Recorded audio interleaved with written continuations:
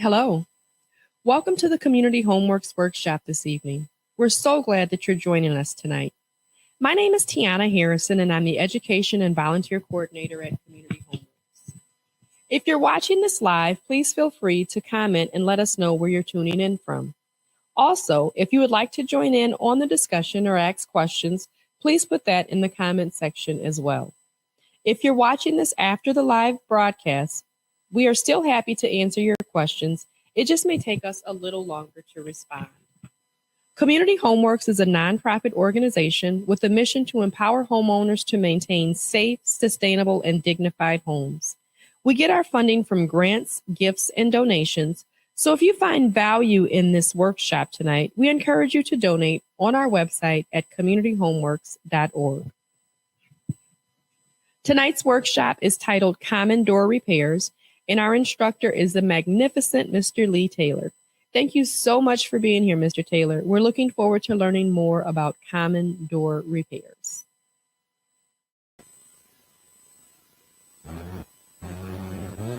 Guys, for tuning in on common door repairs. Glad to have people actually here, which is nice.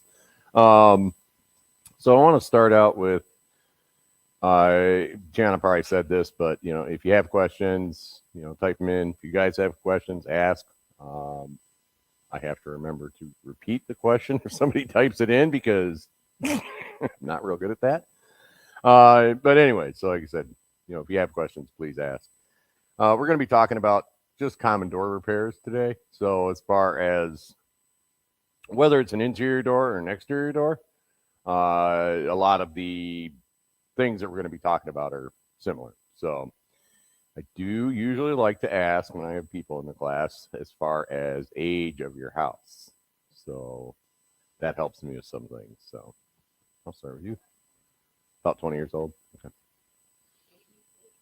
Okay. 45. Okay. All right. So part of the reason I ask that is sometimes with the older homes, there are other issues that come up. It's odd to think that a door maintenance can be health and safety related, but it can be. We're talking about lead paint, rubbing, and all this sort of stuff. So it just kind of helps me get my head screwed on straight. But first, what I'm going to do is I'm going to go through, and I'm just going to go and talk about the certain types of doors or the parts on the doors. So if I say it, it's not making you go. And again, if I don't make sense, yell at me and I'll rephrase it. So, and this is with all doors, interior, exterior, doesn't matter. I'll pick on this guy right here. So this is an exterior door. So one of the first things is the swing of a door. So what they mean by that is you'll see what's called left-hand swing or right-hand swing.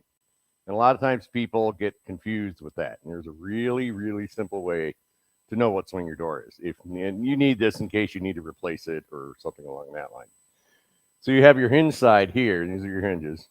The easiest way to know which way that door swings is to put your back against the hinges. And if the door opens with your left hand, it's the left hand swing. So it opens to your right, the right hand swing. The simplest way to do it. It can get confusing because people will be like, well, it's the knob's on the right. Okay, am I inside or am I outside? So this is where the confusion comes in. So back against the hinges, door opens to your left hand swing, to your right hand swing. Yeah. Not with this door. Yeah, these doors aren't really set. I might be able to do it with this one. Let's see. Yeah, because they're not in place. You know what? Field trip. Come up here. Come on up. We're just going right here to the landing. I forgot we have this door. So this is, standard interior door. Here's your hinge side. Put my back to the hinge. Door swings to the left swing door. If it swing to the right, be the right swing. That's the easiest way to to think of it. So yeah, because it's annoying when if you go to buy a new door or something along that line, then all of a sudden it's like, no, it's not swinging the right way. So, all right. So the other part is we were talking about the hinges. So this is a hinge side. This is what's called the strike side. Some people call it a latch side, but I call it a strike side. So you have your deadbolt or your latch. You have the door itself, pretty self-explanatory. The frame of the door can be all over the place. And what I'm talking about with that, as far as how thick that frame is. So you can see this is a pretty standard exterior door. Some of the older homes are going to have a little thicker frames, but this thickness of frame is, this is like what, 3/4 or so inch thick. It's not that thick with these newer doors. You look at say an older door like this, and this is an old exterior door, and you can see the differences. So, but the frame of the door. The other part is what's called the threshold. And this is where it can change a little bit. Your exterior doors have thresholds. Your interior doors do not. So this is the threshold here. This is just a standard aluminum style wrap. There's one that's just like this. This is a threshold off of an exterior door, a more modern exterior door. And it's mostly just composite with an aluminum part on it.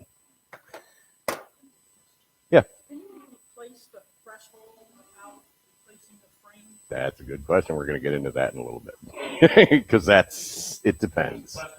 Oh, sorry. Yeah. She asked if the threshold can be replaced. And it's a yes and no answer. So, but we'll get into that in a minute. So the threshold of the door. And then you have what's called a door stop. I keep moving around, sorry. Probably driving the camera person nuts. So, and this is an interior door. These are the door stops. And a lot of times, interiors are usually applied. They're a separate piece of trim, but it's just to stop that door from extending past where it needs to be. On an exterior door, most of them, your door stop is actually built into the frame of the door itself. So, I'm going to keep moving on you. This one doesn't have it. So, this is a section of frame, and this is actually the door stop. So weather stripping goes in here. And if I flip this around, you can see this is actually part of all that. So on the back side, you can see. So on those style exterior doors, that door stop is built in right into the frame. So, but sometimes you're going to get an older style like this, where this is the door stop, is actually like an applied weather stripping. So it's going all the way around top, bottom, sides, or I'm sorry, sides and top, not the bottom. So that's the door stop or weather stripping. Like I said, it just kind of depends. It's meant to stop that door from overextending and breaking the hinges and everything else. On an exterior door, you have what's called, this is brick mold. This is just basically either your siding butts up to it or whatever kind you have. But this is actually can be removed if need be, but they call this brick mold. It's basically like trim on the outside. And not all of them have them. Like I said, this one here, that's been pulled off, but it probably had something like a piece of brick mold on there at one time. So the other parts of the doors are the lock sets and the latches and stuff. So you got your deadbolt, you got your latch. There's a little bit of a difference with these as far as how that latch is. So there's two different. It's called a setback. All right. And what I'm talking about with that is the distance from the handle to the distance to the frame. All right. And don't ask me to repeat that. I don't know the actual, I should, but I don't. But there are basically two settings. One, the handle's closer to the frame. The other, the handle's a little further away from the frame. And that's one of those things that we're going to get into a little bit more later as far as why that's the case. So I just wanted to kind of go over the rough anatomy of a door. The other part would be your casing or your trim. Let's grab a little piece of trim. And that's always on the inside, hopefully. And that just goes around. That just goes around your door like that. The other parts of the door, and it's not really a part of the door, but it is. I'm going to flip this guy around here. Can you guys see over here all right? All right. So you have what's called, huh? That's right. All right. So you have what's called a reveal. So you see this gap between your frame and your door? I'm losing my headset. You still hear me all right? Hopefully. So this reveal is what's between the frame and the door. And that is usually how you're going to tell if a door is rubbing or something along that line. So we'll talk about that reveal also. And I know I threw a bunch of this stuff at you, but hopefully it'll make more sense in a little while. So, all right, bring this guy right up here. Now, the other question I have for you guys is, do you have something specific you're trying to get from this class? Yes? Go ahead. Just going to take you back to one of those. That's fine. This one or that one? Yep, that's fine. Okay. Because I got the exterior door. Okay. That's hung just like that one. Yep. But it needs either, I'm trying to figure out if it has to be completely replaced. Okay.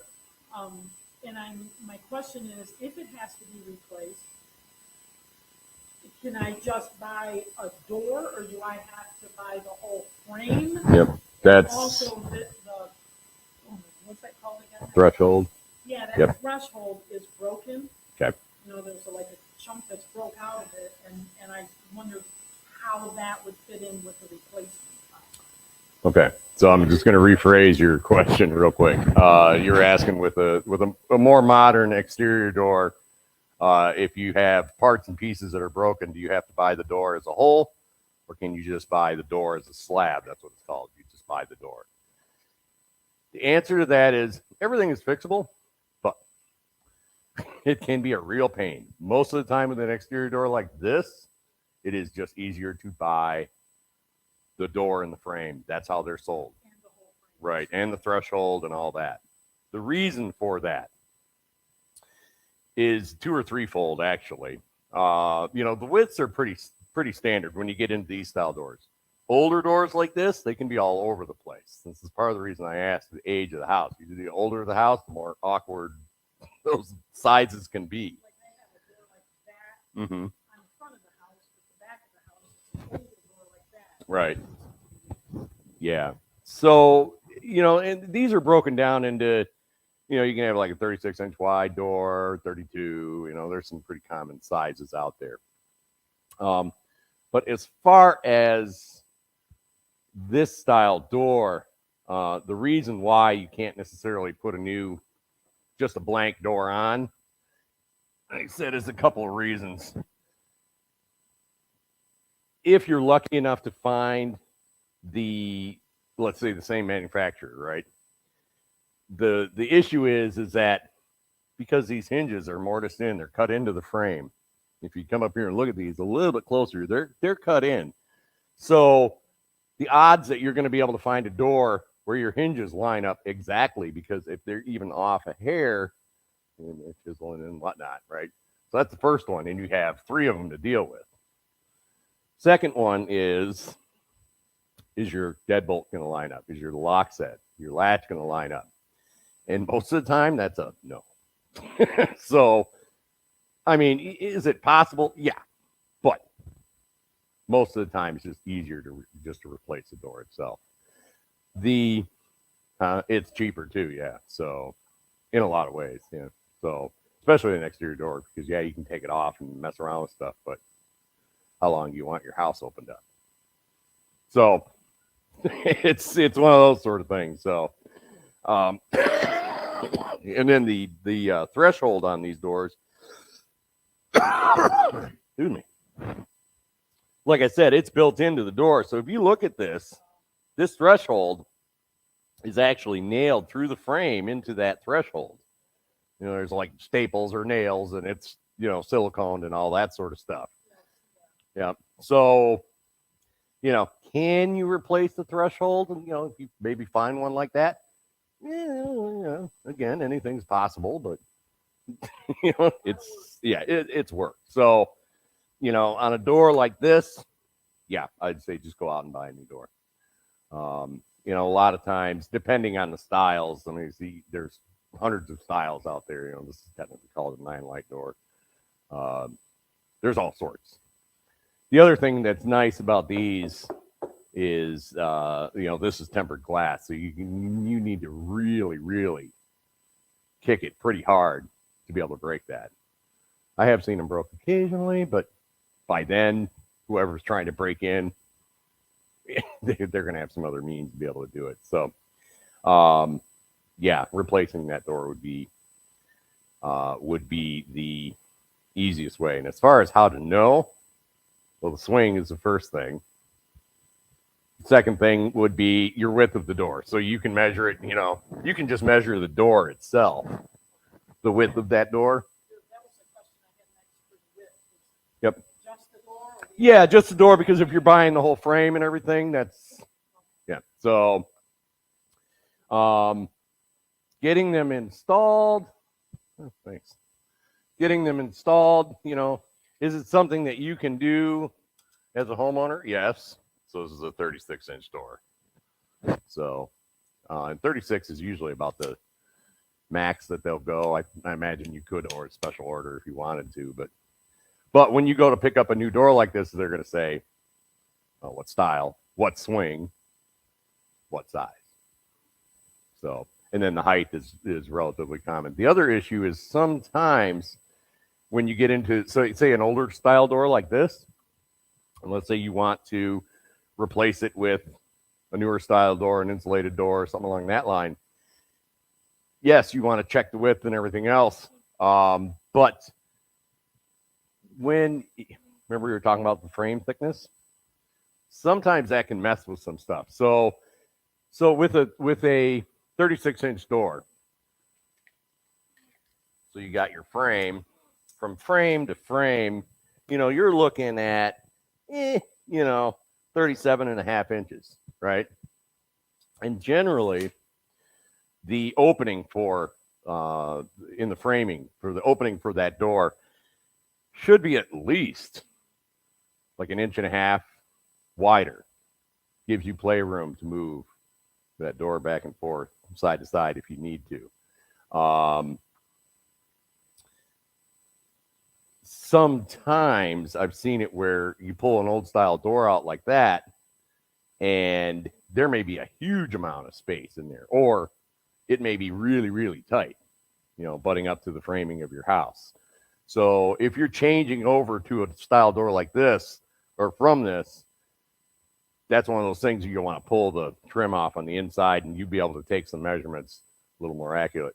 The measurement on that would be what they call a rough opening measurement. The rough opening is from stud to stud, width, height also, because the height can be a little different on these. So yeah, I mean, changing over a door like that to a new one, generally easier. Sometimes doors like this can have a monkey wrench thrown in. Is there a difference in like where you buy a door? Like, are there different quality levels? Oh. Should you avoid certain stores, or is it all about the same? Yeah, I mean, you can get some really good quality doors. You are going to pay for them. With most of the box doors, they're all pretty similar. I mean, it's usually okay. All right. We're getting into this. So usually what's going to make the door more or less expensive is first off, does it have a light in it or a window? Second is, what is this made of? So a lot of them are steel, some are fiberglass. So that makes a difference. You can even buy these where this is a solid wood door. And most of them outside the solid wood ones have some kind of a foam core in them. So, you get a little better insulation, but that can mess with how much you're spending on them. Then you get into color selection and all sorts of things. Most of the doors are pretty good, even from the box doors. A lot of it boils down to how it's installed. Installing that door can be tricky sometimes, depending on what you're working with. So, is there a better one? Yes, they're a better quality, but you're going to pay more for it. Generally, the ones from the home stores are just fine. So I haven't run into one with it that I kind of go, I don't want to use that brand or anything. I haven't really hit that. So,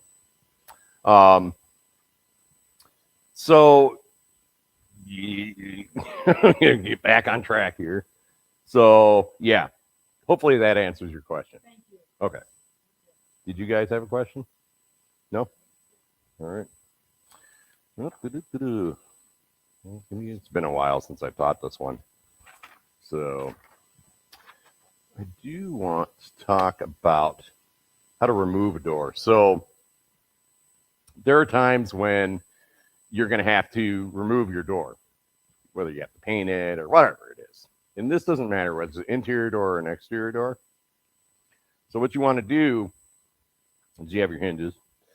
I'm not going to pull this one off, but so what I do is, because most of the time you find yourself by yourself having to do it. So what you're going to want to do is make sure that door is shut and latched. If you have, let's say it's an exterior door and you can throw the deadbolt, that's even better. And you want to start from the bottom hinge. So what you're going to do, hold up, I just got to grab something real quick. You want the stuff that I didn't grab because I'm thingy. You want to start, when you're pulling the door off, you want to start from the bottom hinge. So it can be done a couple of different ways. Some people just use a flat blade screwdriver. Some people use like a punch or something like that.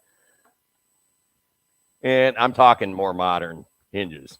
I'll get into the other ones in a minute. So what I'll do is I'll put that punch through the bottom. And sometimes you have to, especially at that bottom hinge, you have to hold your hammer like this.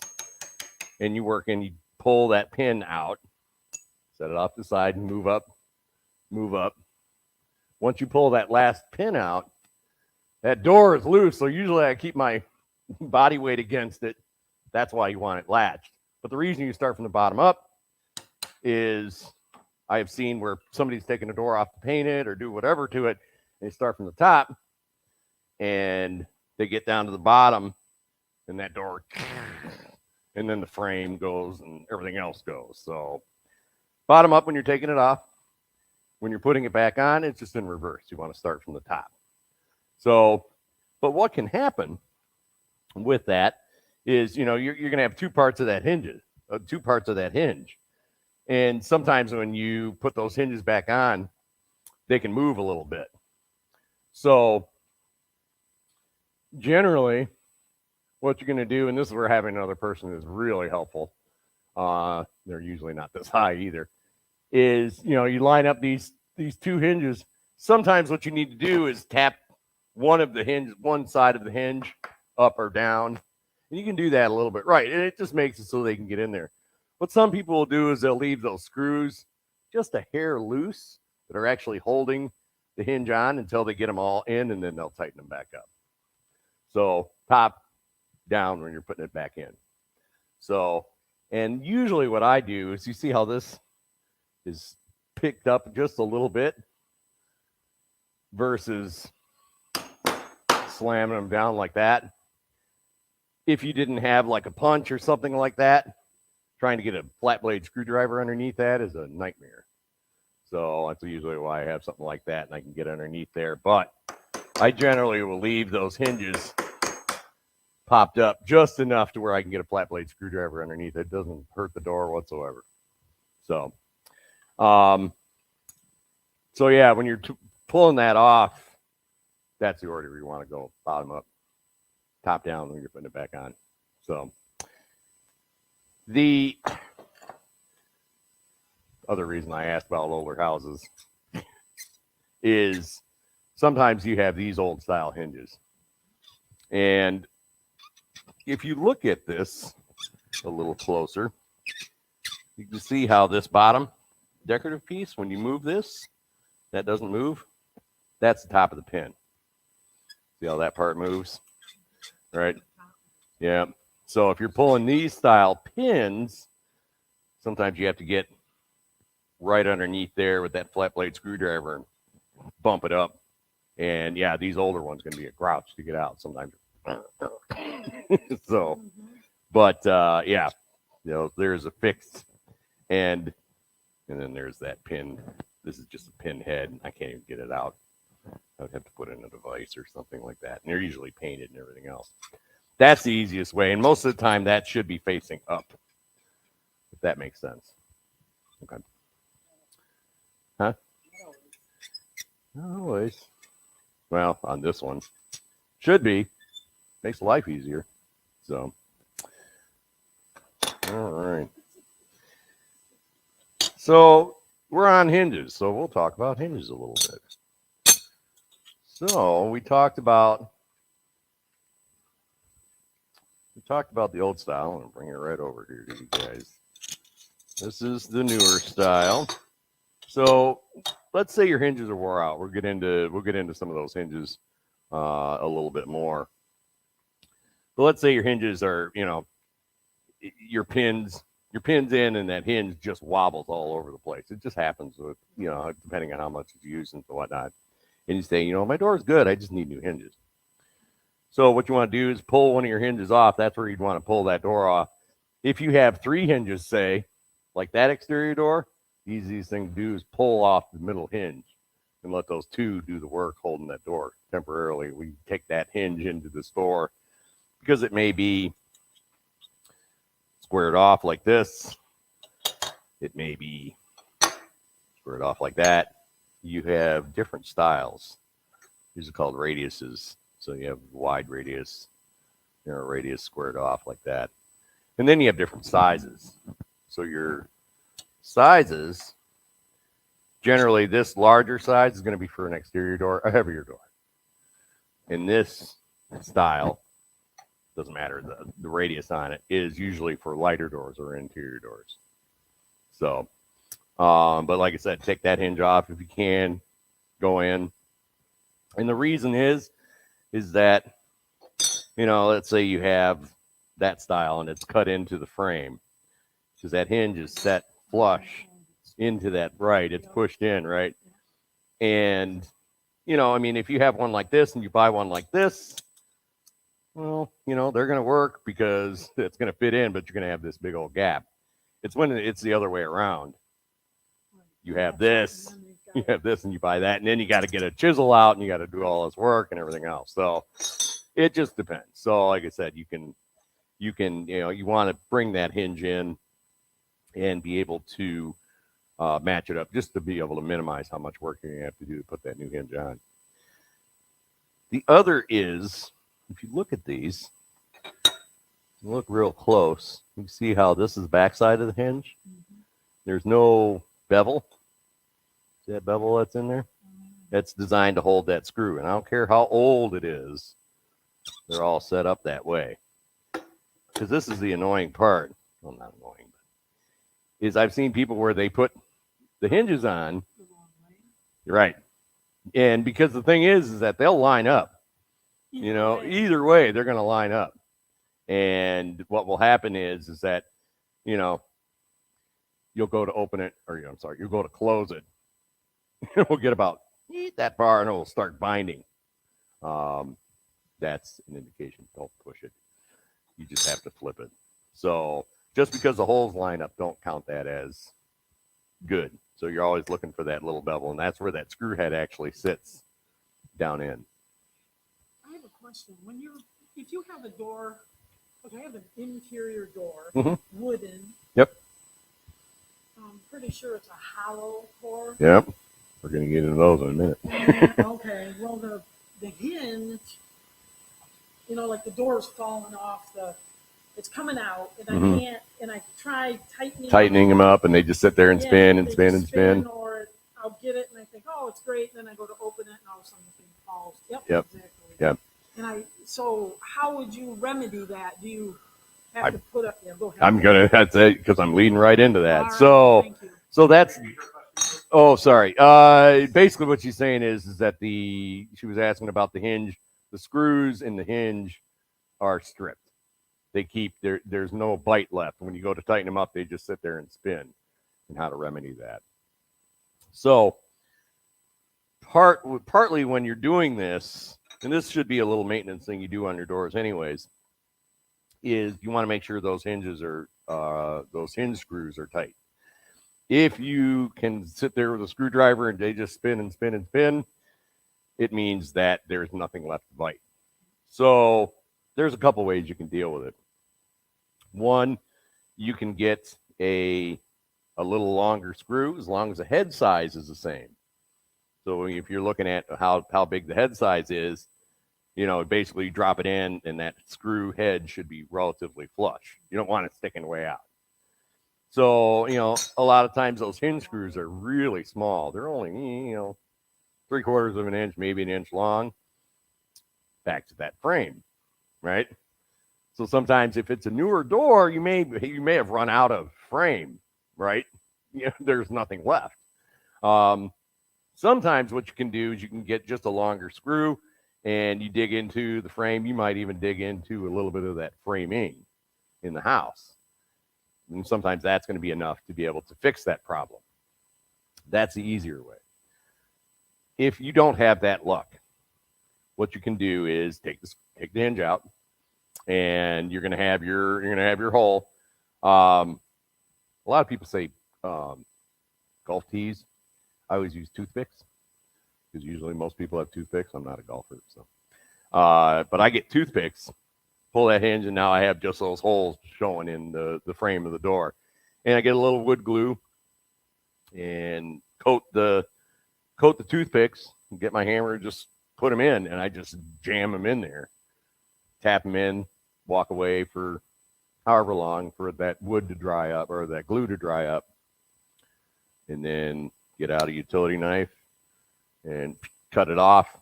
Then you could drill a hole back in there, and it's basically just replacing the wood in that frame. So that is a way to do it. Why wouldn't you use a small piece of dowel? You could, right? And it's 6 of one, half dozen of the other. It just depends on what you have. If you have something that's going to work, great. The reason I usually use toothpicks is it's just something that I can easily grab and sits in my toolbox pretty easily and cheap, right? And you can probably, depending on the size of it, Oh yeah, you can break them off and jam in there. Right. It needs a little more here, or even if the dowel didn't fit, you can.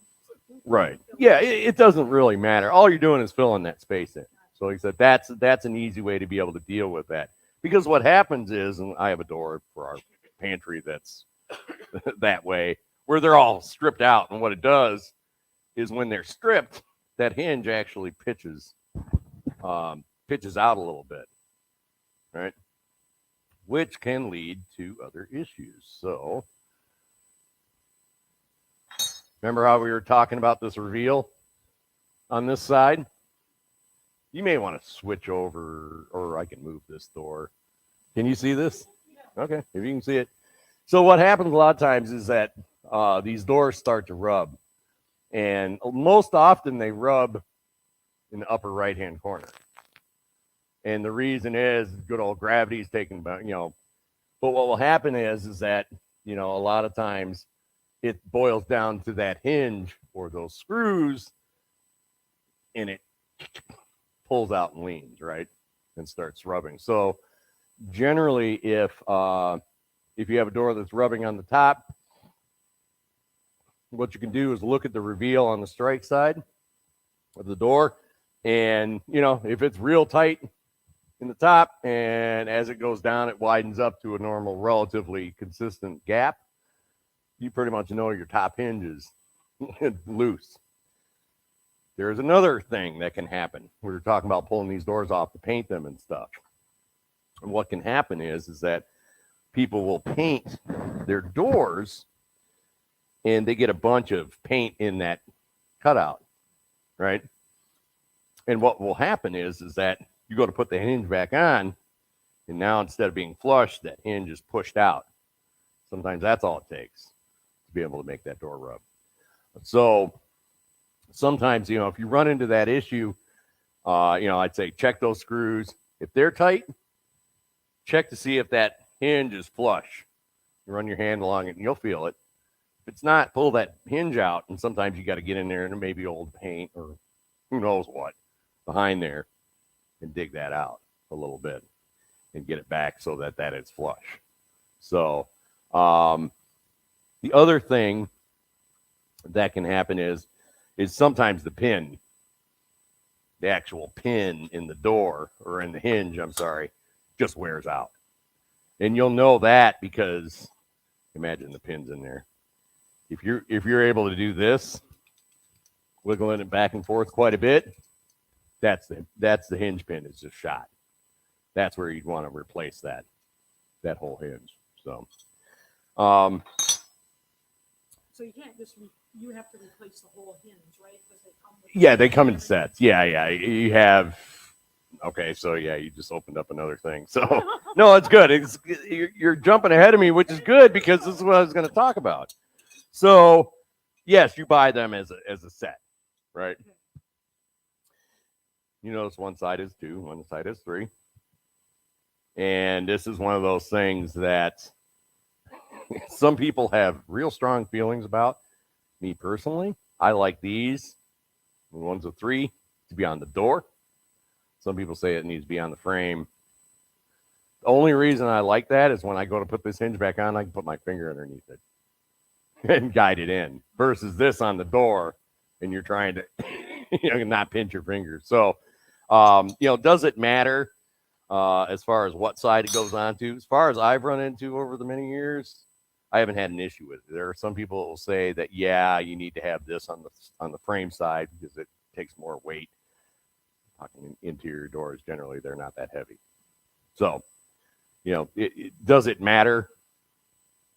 I guess it depends who you ask, but I'll say it that way. Okay, well, that's So, a good tip. Yeah, it just makes life a little bit easier to be able to put them back on.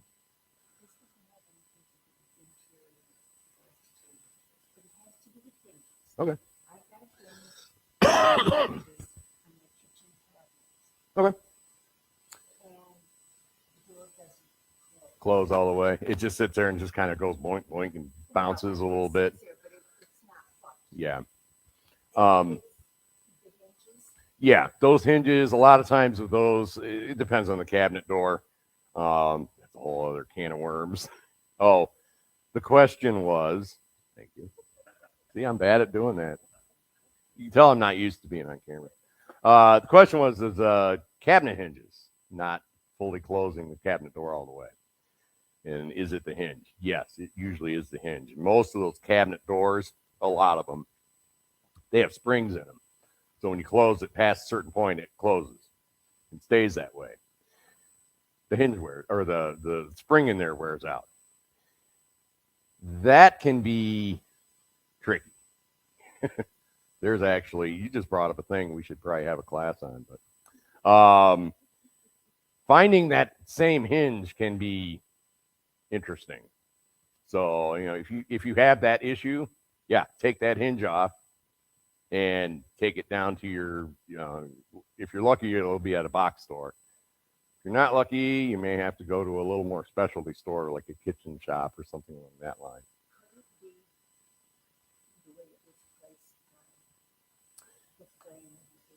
It can be, yeah. And this is where it just depends. There's so many styles. That's the thing with cabinet hinges. there's hundreds of styles out there versus, you know, hinges for doors are pretty simple. So, yeah, finding the proper cabinet hinge can be a little tricky, but like I said, you can try your box doors, you can try kitchen shops, that sort of thing. Generally, they're going to be able to help you find it. So, hopefully that answered your question.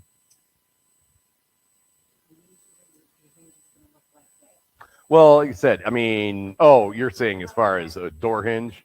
Well, no, any hinge. I mean, when it closes, the door is closed. Mm-hmm. Generally, yes, but cabinet hinges, like I said, they can be very different. It just depends. But if they made this put it into the door Mm-hmm. here, Mm-hmm. if it isn't aligned right, so that it only would go like this. Mm-hmm. You're saying it doesn't want to close all the way? Yeah. Yeah, that boils down to, remember how we were talking about you That's- flip them? Okay. Yeah. And 'Cause I don't think there's a spring in it. I think it's where it's positioned. oh, okay, you're talking about your cabinet doors. Yeah, that you Well, said, I mean, or the cabinet well, if hinges. you put in your own- You're saying your own exterior door or interior door? Okay. Sorry. I'm going off somewhere else. So, No, that's all right. yeah, maybe we can sit down and we can figure this out a little bit better later. So, all right. I just want to make sure I'm getting through this stuff. As far as you know, maintenance on the hinges, like I said, keeping them snug, that sort of thing. Sometimes a little lube on them, whether it's, you know, WD-40 or graphite or something along that line, makes it so they're not squeaking and rubbing and wearing themselves out quicker. As far as I'm going to talk about pulling casing off or trim. Sorry. So, and this can be used for other various things too. So remember we were talking about this door, and let's say you wanted to replace it for a more modern style door or something, and you have to be able to pull the trim off because you want to be able to measure that rough opening. So this is not quite right. And again, I forgot my thing that I need, which is over here. So you have what's called a flat bar, and there's various styles of these.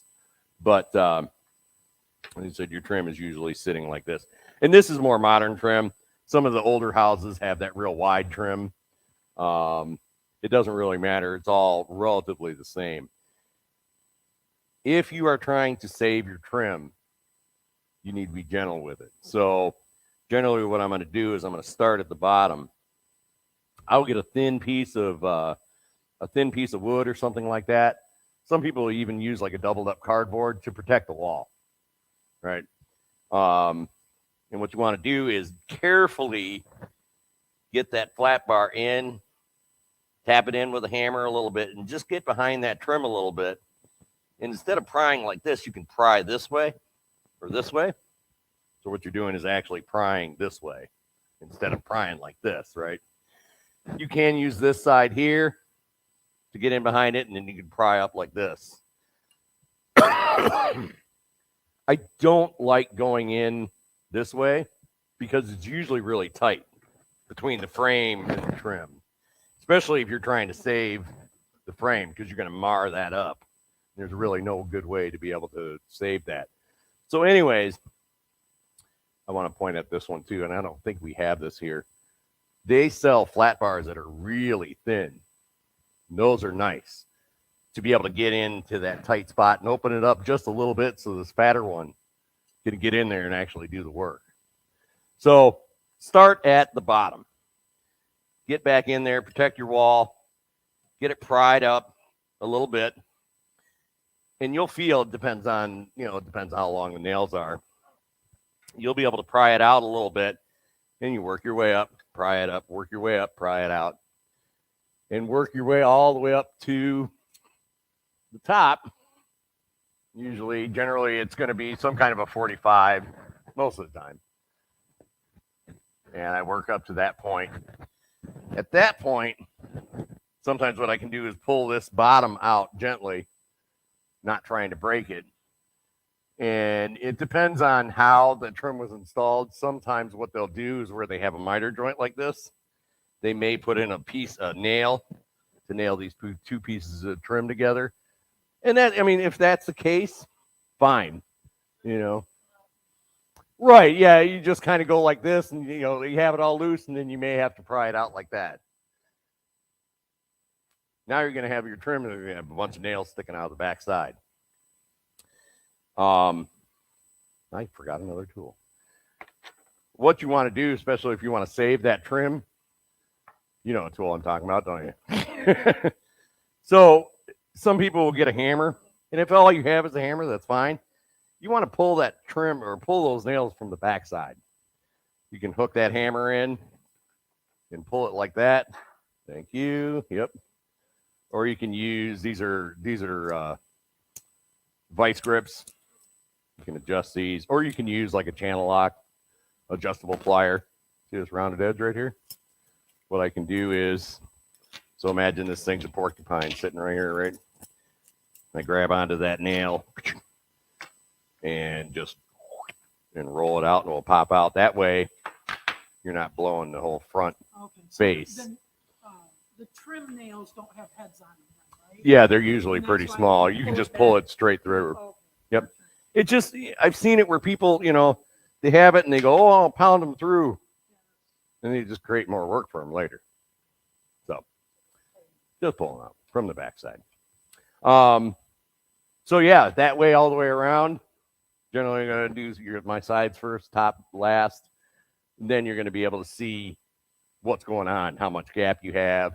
This is also good. Let's say you want to get into, let's say you have a door that's in good shape, but you want to put something like a better insulation in there. It may be just fiberglass insulation. It may be nothing. And you want to put in like a window and door foam or something. And we talk about, you'll hear me say this multiple times, you can pull off your trim. Well, this is an easier way to be able to pull that trim off. So, but yeah, I mean, if you do it gently, you don't rush it, you're not going to break that trim. You know, like I said, sometimes you get into that older style trim. I'm quickly running out of time, where it's they're butted up like this. And you just have to kind of look at it and break it down. You know, and once you get one off, you're going to figure, oh yeah, this is how they put it together and stuff. So, because sometimes finding that older style trim can be tricky. If you do need to find that old style trim, a lot of times, like salvage companies, that sort of thing, will have that, and you'll be able to find those. So, I have to get back to what I was talking about in the first place. So back to this good old reveal. So we were talking about the hinge, right? The hinge is pushing out, that sort of thing. Sometimes what happens is gravity is just taking hold. There's nothing wrong with the hinge. There's nothing wrong with the screws. It's just sagged. So when you look at, and I'm going to pick on, well, it doesn't really matter whether it's an interior or an exterior.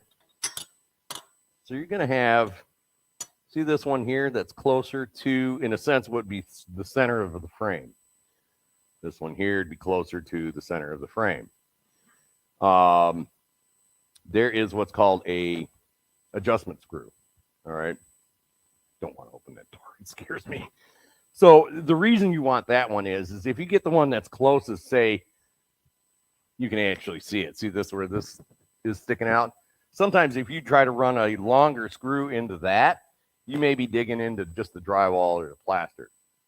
So you want that screw that is closer to the center.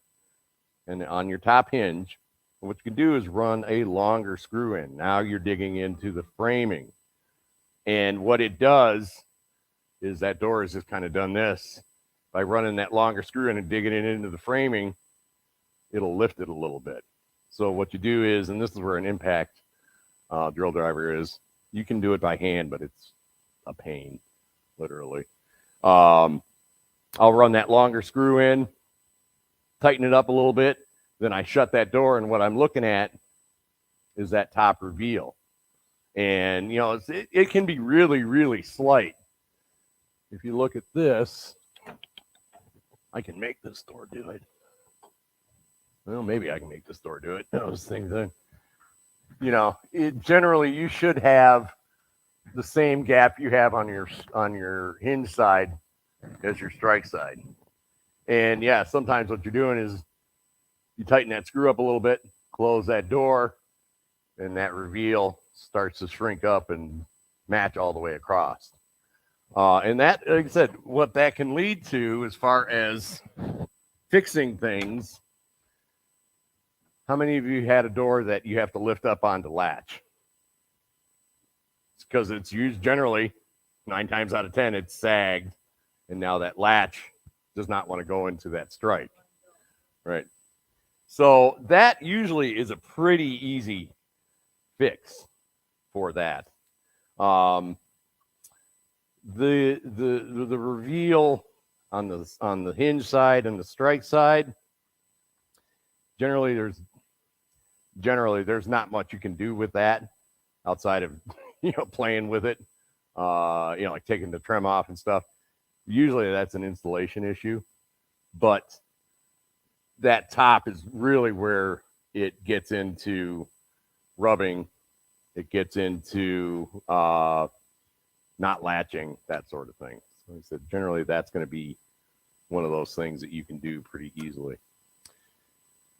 We have 5 minutes left. I don't know where tonight went. Is there anything anybody want to put on a lock set? Do you know how to put on a lock set? Do you want to learn how to put on a lock set? What's a lock set? The latch. This. You all want to give it a try? Jason will be here to finish it up afterwards, Yeah, let's do it. I tried to replace one. It worked, but now I've noticed it's loose. Yeah, see? So I don't know. What does that mean? Do I gotta replace it? No. Come on up. We're going to come up here. If you guys want to come, we'll see. We're going to do a field trip. So this is an interior lock set. I don't know. We'll see. We got a couple minutes left. We can run over, right? All right.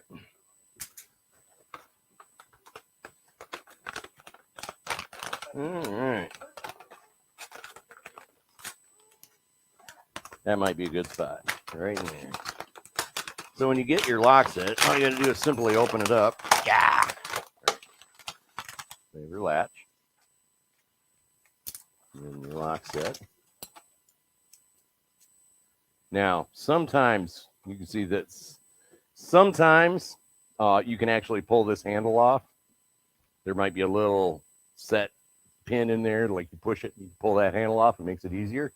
Some have it, some don't. This one doesn't. So what you want to do is, somebody wants to go ahead and pull these apart. I'm going to let you go ahead and just take those screws out. You want to pull those apart. And remember how we were talking about, see those? Yep, just unscrew them. And then come on in here. I'll show you this one here. Oh, no, it's fine. It's easy. So where this latch goes in, you see how you have this part here? So this boils down to the swing of the door, right? You want to make sure it's not, right? The way that swing goes with this bevel. Remember that back set that we were talking about? Okay, so the long part of the bevel goes to the way the door stands. Yeah, so in this case, it sits like this. So, you got that apart? All right. Now, remember I was talking about setback? It's written on here, and I should remember it. That one is, so you can go 2 3/8. That's from the edge of the door to the center. And you can make it wider to something that I don't have. 2 3/4 and 2 3/8. Those are the two basics, right? So in this one here, you can see how this moves back and forth. And they're all a little different, but sometimes you just pull them out. Most of your interior doors are the shorter distance. Most of your exterior doors are deeper. Why is that? Because the frame's wider, and you can't get your knuckles in. So I'm going to give you that one. Okay. I'm going to let you set what you want to do. You'll know really quick if it's the setback that's called the setback is right. So put that in, just dry fit it, and that should be right in the center. If it were longer, so let's go ahead and make that longer, and you'll see real quick what I'm talking about. Pull this out. See how that set is right there? That little pin, pull that down and over, just like that. Both sides. Pull it. Oh, there I go. There you go, down and over like that. And you'll know. See how that bottoms out right there, right? Yeah, it just means it's not the right size. So get it changed over. Yep. One or the other. Right. This is it. Yep. So you got that. Add in there flush. Yep. And so this part here can be a little different. Sometimes they have this part cut out. Sometimes they don't. This plate here is actually can be taken off. And then sometimes you'd put on something like this. So as I said, it just depends on the door. Keep the parts until everything's all set. All right. Now, I'm going to give you 2 of these screws. And you can pre-drill it if you want to. Technically, you should, because you can crack the door. I'll give you this. Oh, give you this.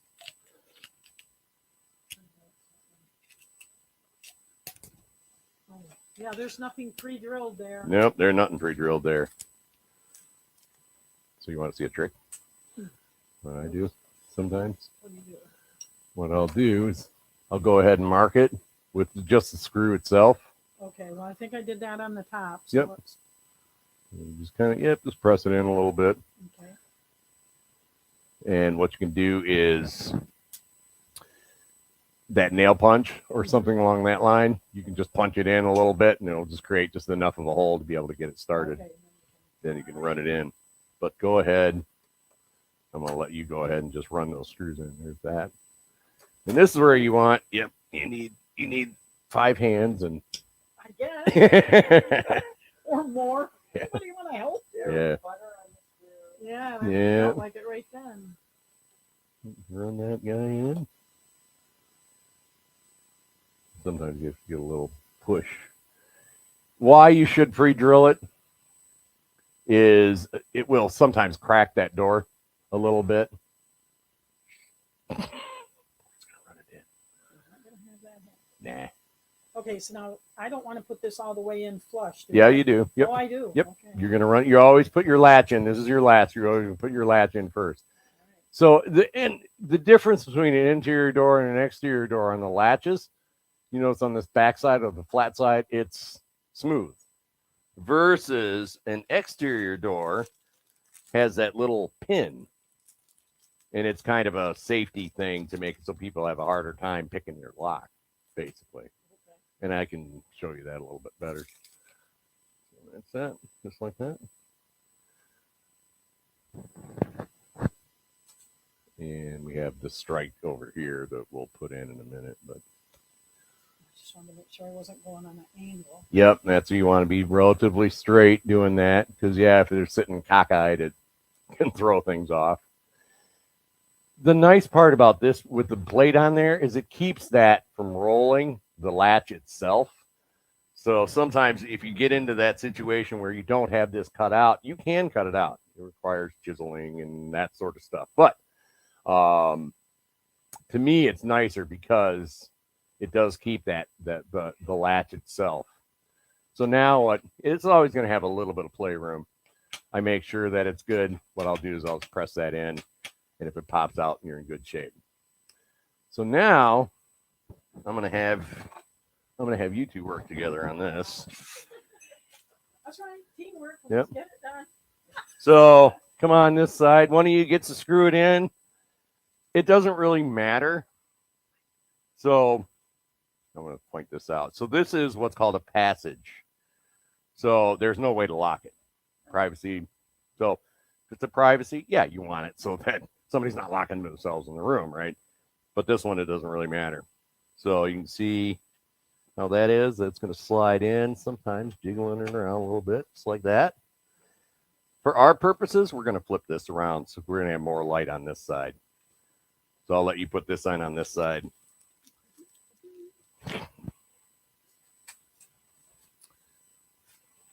So that one, see how there's a half moon? You got to flip that whole thing around. That. There you go. And sometimes you have to press this in a little bit. There you go. Now, hold up one sec. So come on this other side. I want you to see something. This is what happens commonly. See how you have your screw here? There you go.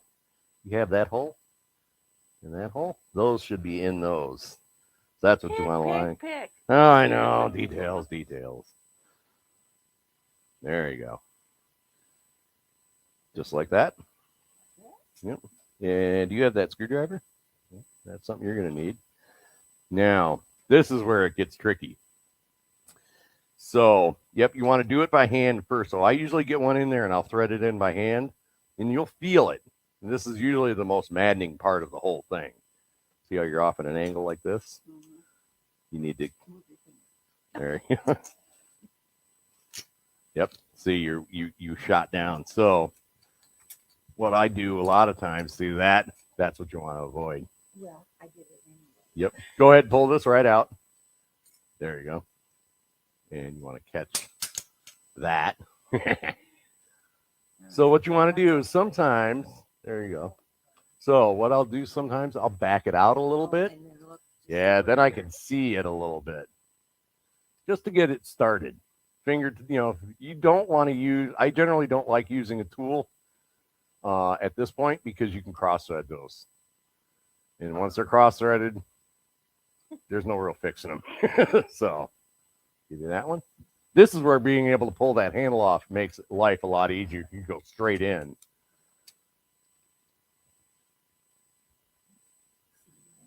Yeah, this is where extra light is nice. Yeah, Can you it see is. where I can't see? Yeah, a lot of times it's just a feel thing. I think you are. Let me pull this out. See? There it is. Right there. So this is where keep pressure on that. There you go. Just run those in.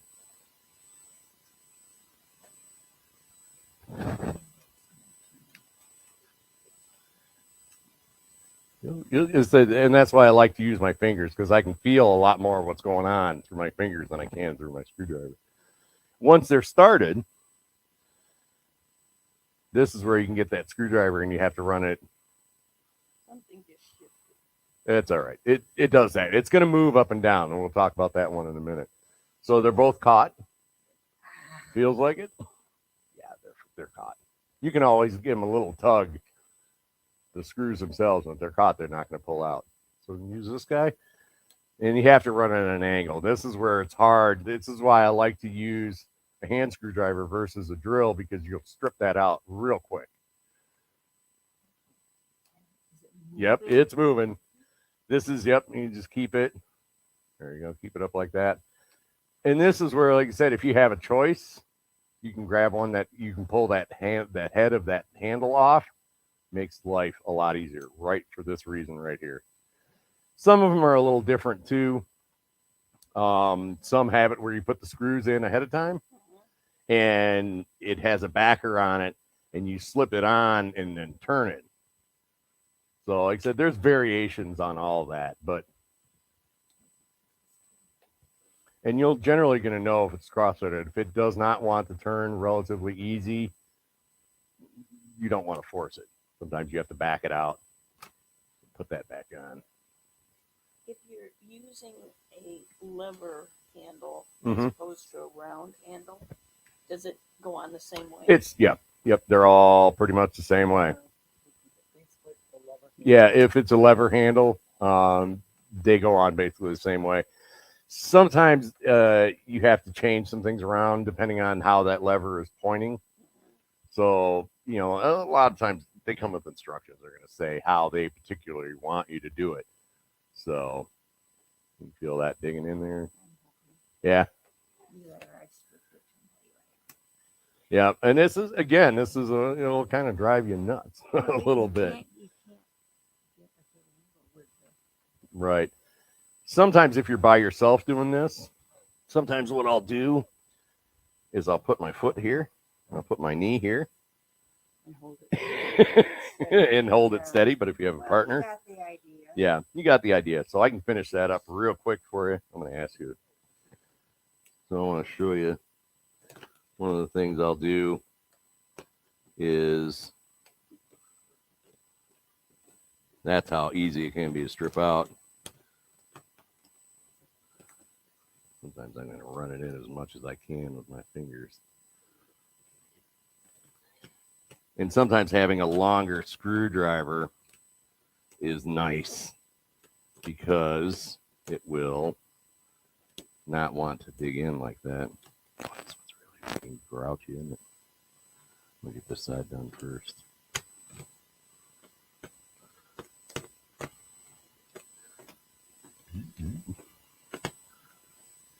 You see how sometimes I'll keep my palm right there and let it kind of rest on there. So I get this side. This is where that little bit of play up and down. So once I get one side tightened up, I make sure it's kind of centered, if that makes sense in that hole. Now I'm going to finish up this side.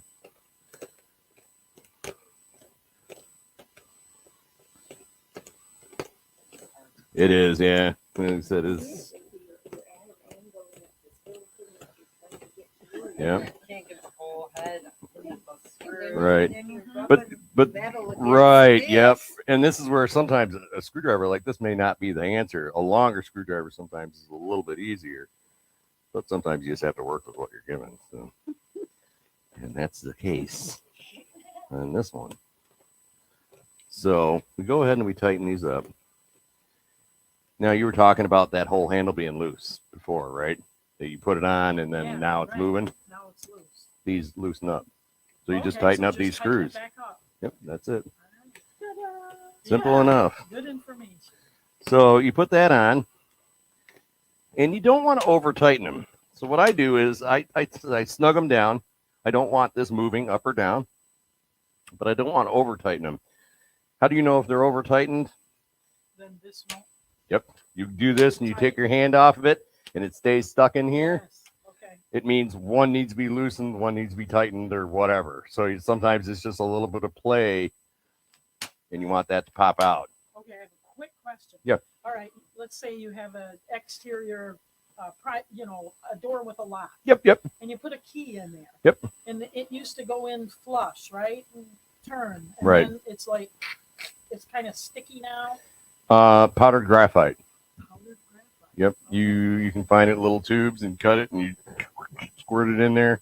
Is it actually a powder that Yeah, goes it's in? a powder. Yep. Okay. It's a graphite powder and it Yeah, works good really information. nice. Can you use pencil lead? You can use pencil lead sometimes too. Really? You can, like, stick a pencil. Yeah, rub your pencil or whatever, right? I've seen people Like do over the that. key? Yep, Okay. yep. Yeah, there's a lot of little tricks All right. that you can do. So you see this, how it marred it up? That's right. Yeah, that's again, sometimes it is what it is. You get demerits. Yeah. Work with what I have. So, and then you put your strike on, and then you're just lining it up, and then at that point, so we'll pretend we put the strike on, and make sure it latches, and then we're talking about that. That's a reveal we were talking about before. So you see how this one actually is a little bit wider, which that's all right, because what's going to happen over time? It's going to drop a little bit. So it'll even up. Yeah, generally that's the way it goes. I have a door like this. Yep. My outdoor. Yep. And I think that's outside. You open this up, and if you don't hold it. Yep, it swings. Yeah, so there's hinges that have springs in them, Okay. and they And it close them. goes like that, but it won't latch. It won't latch. Those, they're called spring hinges. You can take off that hinge, and sometimes that spring wears out, Okay. and you can get it. There isn't anything there that makes it easier to. Not necessarily. I've seen it where some people, a lot of times you may have like a spring hinge up on the top, and just one, and the rest are normal hinges. I've seen where sometimes people throw another one on to make it close. Like I said, it just kind of depends. Yeah, So. I just, I'm gonna- manually pull it. Right. I'm gonna take this out. We're not gonna get into this, but there's a good old strike. So, and what kind of door? What's the swing on this door? There you go. Yep, left-hand swing door, and there you go. You passed, and we went over. I apologize, but yeah, that's that. Yeah, and I didn't even get a chance to get through everything, but whatever. All right. Did you guys have any other questions about stuff? We went 15 minutes over. Wow. Well, thanks for tuning in. Yeah. Yeah. Yep. Yep. Yeah. I think we're going to go ahead and You're going to let log people out. Go Yeah. who are logged on. Yeah. Online. So thank you very much for joining us, everyone. We really appreciate it. If you have other questions, please feel free to write those in the comment section. Yeah, thanks a lot for joining us.